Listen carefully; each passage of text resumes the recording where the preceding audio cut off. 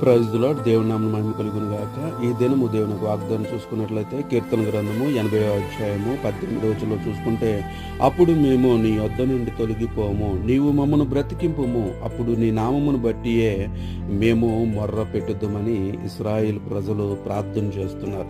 అయితే మరి ఇదే విడిపింపు, ఇదే విడుదల, ఇదే బాధల నుంచి తప్పించటం, ఇదే ఇరుకుల నుంచి తప్పించడం, ఇదే సమస్యల నుంచి తప్పించటం ఇజ్రాయెల్ ప్రజల్ని ఐగుప్తు మానుషత్తులో ఉండేటప్పుడు కూడా విడిపించారు.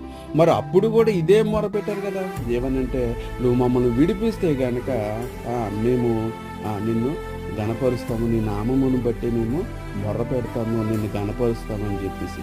ఇలాగా ఇశ్రాయేలు ప్రజలే కాదు, ఈరోజు క్రైస్తవులు కూడా బాధలు ఉన్నటప్పుడు విడిపింపమని ప్రార్థన చేస్తారు. విడుదల పొందిన తర్వాత దేవుడు ఎవరో మాకు తెలియదు అన్నట్టుగా విడతనమైనటువంటి ఆలోచనలు తీసుకొని బ్రతికే వాళ్ళు చాలా మంది ఉన్నారు ప్రియులారా. కాబట్టి అటువంటి మన జీవితాలు కాకుండా దేవునికి